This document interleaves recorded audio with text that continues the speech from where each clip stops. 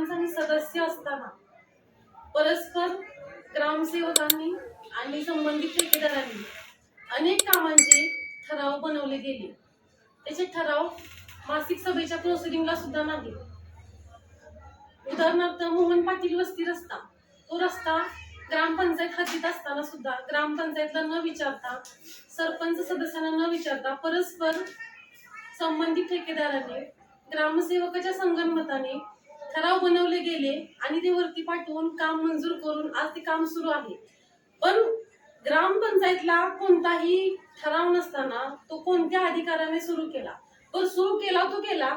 त्यानंतर झाडं तोडली गेली म्हणून एका शेतकऱ्याने आमच्याकडे तक्रार केली. त्याच्यावरती आम्ही फक्त प्रशासनाला कळवलं की झाडं तोडण्यात आलेली आहेत. त्यावर संबंधित ठेकेदाराने ग्रामस्थांना ग्रामपंचायतवर मोर्चा काढण्यात आला. तो मोर्चा कोणत्या अधिकाराने काढण्यात आला हेही मला विचारायचं आहे. त्यानंतर जो मोर्चा काढण्यात आला त्यामध्ये विविध आरोप केले गेले, पण ग्रामसेवकांनी आणि संबंधित ठेकेदारांनी जो ठराव बनवले गेले तो ठराव मासिक सभेच्या प्रोसिडिंगला नाहीये.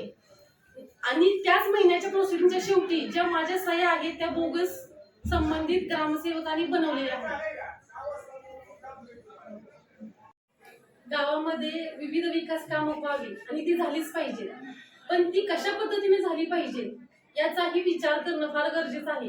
एक उदाहरण, स्वच्छ भारत मिशन म्हणून एक योजना गावामध्ये आली, शोषखड्ड्याची योजना आली. आम्हाला ग्रामपंचायतला फक्त प्रस्ताव मागितले गेले, परंतु संबंधित ठेकेदारांनी माजी सरपंच यांनी स्वतःची सही आजी सरपंच म्हणून केली. 11 जानेवारी 2023 साली मी पदावरती रुजू झाली आणि माजी सरपंचांनी 10/5/2023 असा तारीख टाकून तो ठराव पुढं दिला गेला.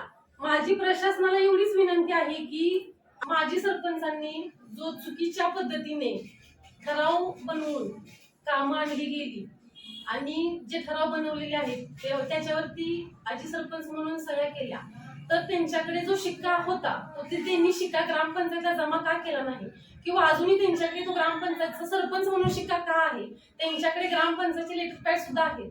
तर याच्यावरती प्रशासनाने कसून चौकशी करावी. मी स्वतः ग्रामपंचायत सरपंच आणि सदस्य स्वतः आम्ही फौजदारी गुन्हा दाखल करत आहोत. त्या सहीचे नमुने किंवा माजी सरपंचांनी जे काही सह्या केलेल्या आहेत त्या बोगस सह्या माझ्याकडे त्याचे पुरावे आहेत.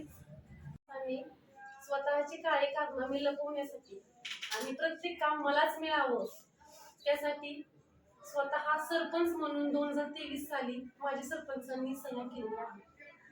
तर प्रशासनाने यावर गंभीर या कामाची कसून चौकशी करावी.